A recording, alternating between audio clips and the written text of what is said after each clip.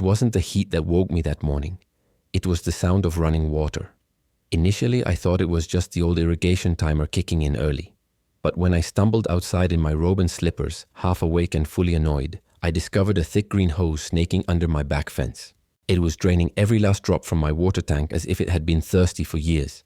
My gaze followed the hose until it led me to Karen, bathed in sunlight and entitlement, watering her marigolds as if performing a ritual. She waved casually at me, oblivious to the problem.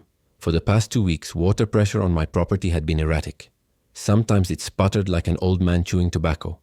Other times, the troughs filled slowly while the pump struggled.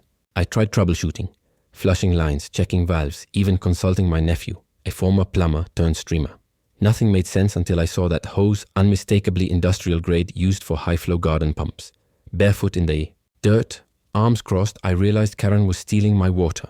Karen, the head of the HOA board, enforced strict rules for everyone else, but treated herself differently. Her lawn was impeccable, her garden magazine worthy, and her sprinklers ran endlessly. That afternoon, without a word to her, I traced the hose path. It led through a new hole in the fence, clearly not there a month ago, directly siphoning water. This was no borrowing. It was outright theft in gallons. The next morning, driven by paranoia and rural savvy, I set a trap with a trail camera hidden in a birdhouse. That night, it caught her handyman tampering with the valve junction. He was disconnecting locks I didn't know existed, installing splitters, reinforcing the hose straight to her garden. Reviewing the footage confirmed my suspicions. This operation had been running nightly while I slept or attended town meetings. Confronting her calmly the next day with evidence, she dismissed it as a neighborhood plumbing quirk and suggested, "I take it up with the HOA." Things escalated when I was fined for stirring unrest by the HOA, now under her influence. She weaponized their rules against me, portraying me as a troublemaker. Refusing to let it go, I took matters into my own hands. I upgraded my property's water system with high-pressure valves, regulators, and a monitored sign. With help from a friend at County Utilities, I discovered I still owned the utility line beneath our lots, entrusted during a water shortage, but with expired agreements.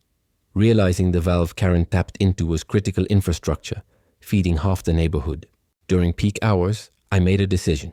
The morning after finding Karen's hose draining my tank like a leech, I brewed stronger coffee than usual and watched the sunrise, calm yet determined. While her sprinklers continued to run, I knew my next move, a move that would not only protect my resources but also expose Karen's scheme. At first, my curiosity was casual, but it quickly turned into obsession. I walked the property line again, then took a longer route through the wooded path between lots. That's when I saw it. A second hose branching off the first, winding like a hidden pipeline through yards, under decorative rocks, behind bushes, even through a disguised drainage culvert. Each time I followed its path, it led to another sprinkler or hose bib, none of them on Karen's land. At least 4 other homes, all in the HOA, were connected. And Karen managed them all.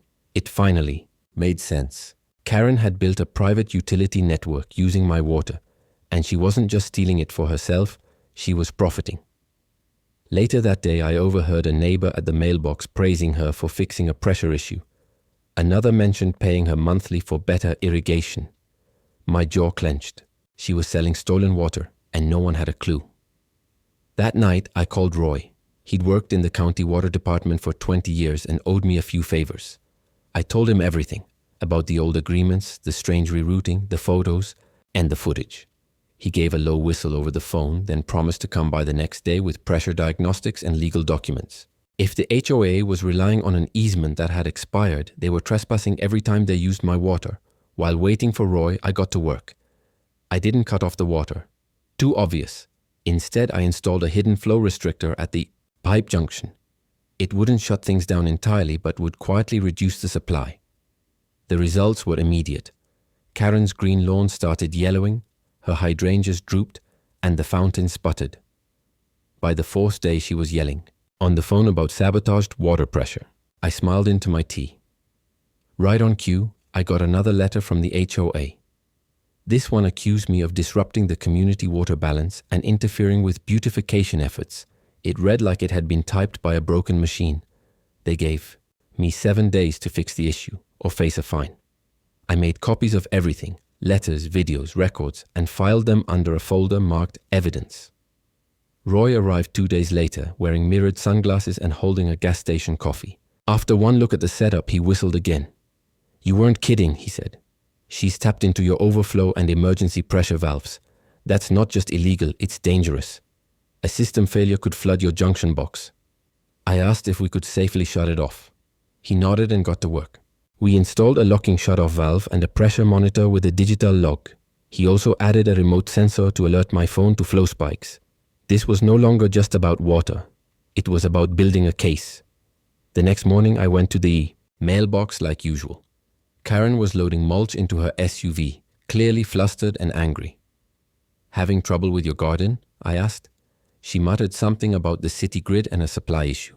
I just nodded and warned her to keep an eye on her hoses. Incorrect connections could cause backflow. She slammed her car door and drove off. That evening, a neighbor called. His sprinklers had gone dry. Karen told him the city was investigating. Sabotage. I asked if he'd signed anything authorizing cross-property irrigation. He hadn't. Calmly, I told him the truth. Within hours, the neighborhood buzzed with murmurs. The praise Karen once basked in began to fade. Her throne, built on stolen water, was starting to collapse. 3 days after Roy installed the shut-off and monitor, I sat on my porch at sunrise when my phone buzzed. Water surge detected. I opened the app and saw a huge pressure spike. Someone was trying to force the system open. My heartbeat slowed. I stood up and walked the gravel path to the junction. The lock was still intact, but the pipe was damp, recently touched. Then I saw it, fresh scratch marks. Someone had tried to twist it open. I reviewed the trail cam footage from the night before. There she was, Karen in black leggings and a hoodie, flashlight in her mouth, wrench in hand. She fumbled with the valve until a raccoon startled her into stumbling into her own fence. It was ridiculous and damning. I saved the footage, backed it up, then called the sheriff's non-emergency line. Deputy Harris came that afternoon, young, polite, and still optimistic. I showed him everything. The footage, the scratches, the documents. His eyes widened when I explained the full scale of the theft. "This is serious," he said. "Tampering with utilities without permits? That's criminal." He took photos, filed a report, and said they'd follow up. The next day, Karen's illicit water feed collapsed. The restrictor had finally choked off her supply. One by one, the calls came. Mr. Benson, the Patels, the newlyweds from Lot 16, all confused, all betrayed. Each of them had paid Karen thinking it was legitimate. I asked the same question. "Did you sign anything?" None of them had. They'd all been duped. Karen had tricked them, and now they were furious. That evening, she came storming down my driveway screaming that I was sabotaging the neighborhood. I stayed calm and invited her to talk civilly. She refused, I warned her to leave or I'd call the sheriff again. She yelled, kicked my fence, and left. That night, I drank a root beer and watched the footage again. Not out of spite, but because her little empire was finally unraveling. The next morning, a notice appeared in my mailbox. An emergency HOA meeting citing water irregularities and unrest. The tide had turned. Karen was no longer in control. At the meeting, she tried to salvage her position, delivering a dramatic speech in a red blazer. But the board was done. When she finished, I stood up and laid out everything. The photos, the hose maps, the expired easement, the late-night footage. Then I played the video of her trying to tamper with the valve. The room fell silent. Someone gasped. Karen turned, pale. She stammered a denial, but the board chair stopped her. He asked me, "Can you prove this?" I said yes, and handed over county-certified documents signed by Roy. That was the final blow. The board voted to remove Karen from her position pending investigation. She stormed out. Her followers slinked away. No one clapped, but they nodded. That was enough. As I walked home, I passed her house, now withered, dry and silent. Karen stood at the window watching, arms crossed. She said nothing. For once, neither did I. The days after the meeting were quiet but tense. Karen's house sat at the corner like a wounded animal. Her reign was over. She was no longer the pride of the neighborhood. She was its pariah. Her lawn, once a lush green showpiece, had withered into dry, patchy yellow. Award-winning flower beds now drooped, neglected and thirsty. Passers-by stole glances, whispered, or simply picked up their pace. She didn't wave anymore, didn't smile. She just stared. Inside my home, I finally breathed easily. No more alerts about water pressure. No more threatening letters from the HOA. I went about my day without wondering who might be tampering with my pipes. But the peace was fragile. I knew the board had only suspended her. The process wasn't over. Protocols, paperwork, appeals still loomed. I needed something more than a reprieve. I needed finality. That's when I turned to the legal foundation of the neighborhood's water system. I spent an afternoon at the county records office, a musty place with the scent of aging paper and lemon-scented cleaner. Secrets sat quietly in manila folders and rusting filing cabinets. I brought the old easement documents my grandfather had signed with Roy and asked the clerk for everything: surveys, addenda, utility records. She worked slowly but diligently.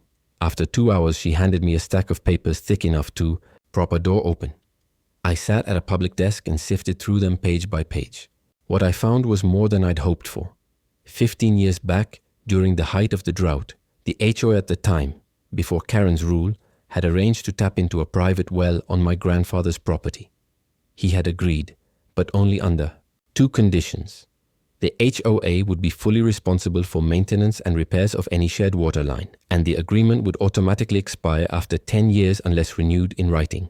I checked again. There was no renewal, no amended agreement.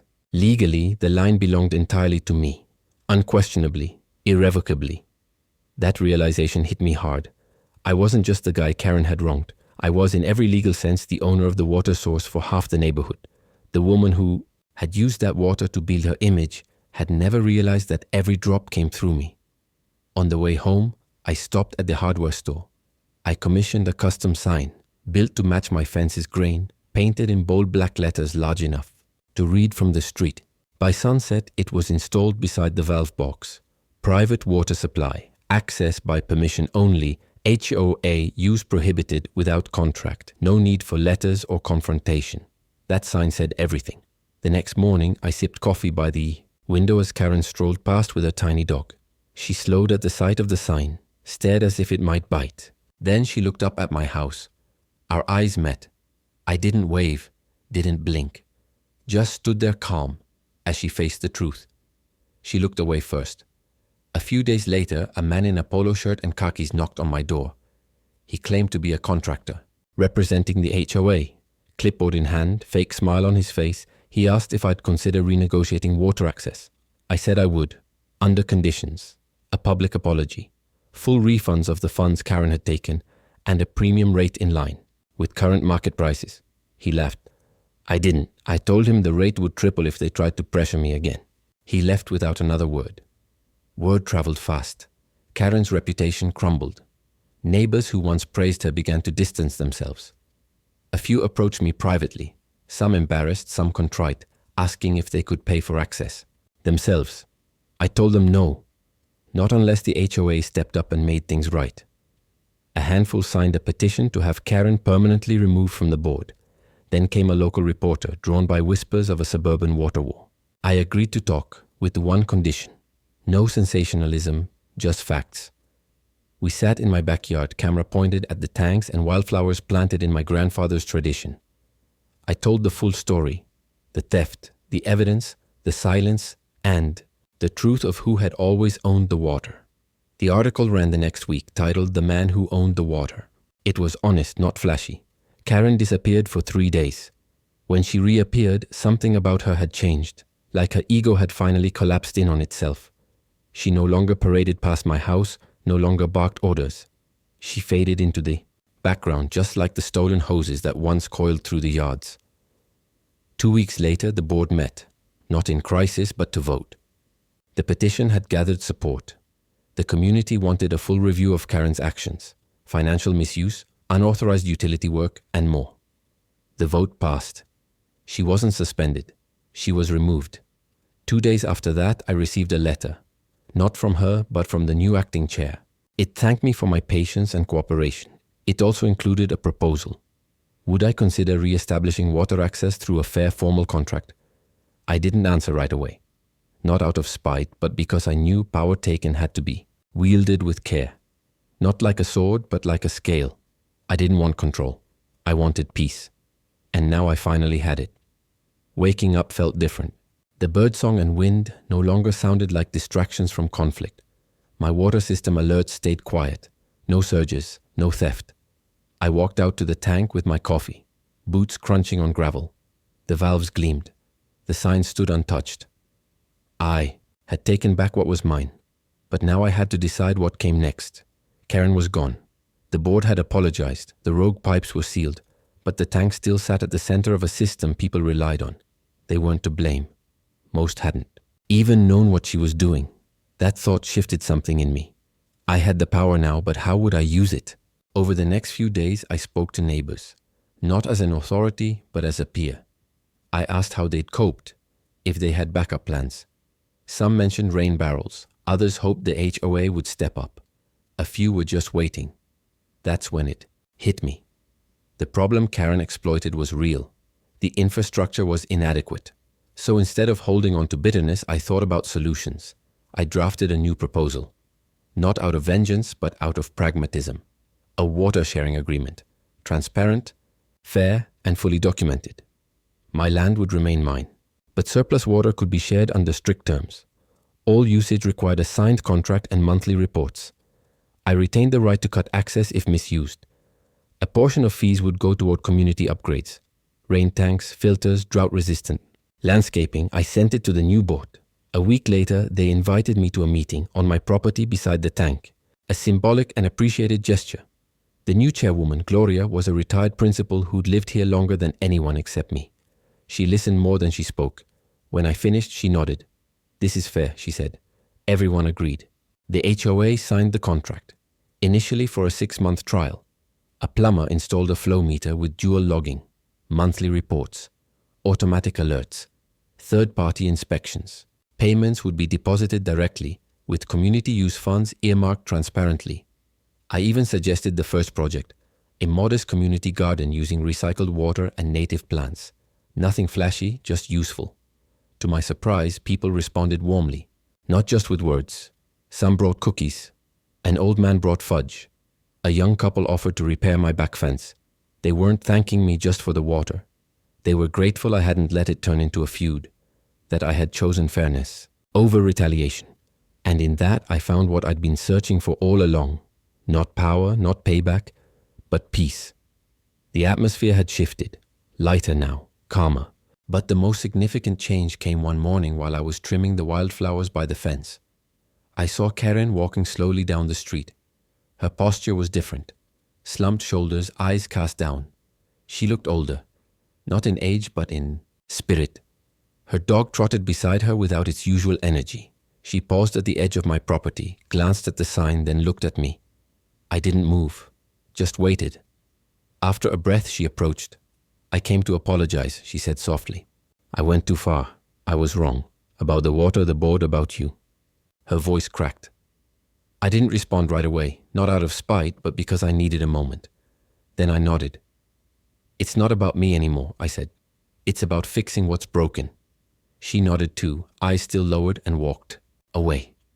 I never told anyone about that moment. It didn't need to be part of the story. The real story was what happened after. The garden was planted. The water line stabilized. The HOA held new elections and adopted transparency rules. Gloria was voted in permanently. Passive-aggressive flyers were replaced with regular newsletters. Water flowed clean, fair, and monitored. I added one final sign near the tank, smaller than the first. It read, "Shared with permission." A reminder that cooperation outlasts theft. I no longer craved revenge. I had something better: peace, control, and a community learning to rebuild on equal footing. And in a place once ruled by noise and tension, the silence that followed was the sweetest sound of all. By summer, the community garden came to life. The soil was tilled by hand, raised beds built with donated wood, and seed packets labeled with names like heirloom tomatoes and prairie sunflowers arrived. Neighbors came together, planting, watering, sharing advice and stories. I mostly watched from a distance as they took ownership.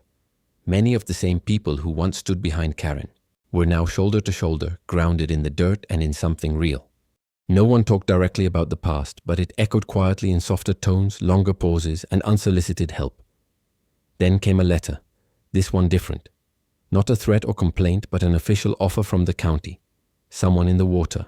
Conservation department had read about my setup, the solar-powered tank, the underground recovery system, the efficient flow controls.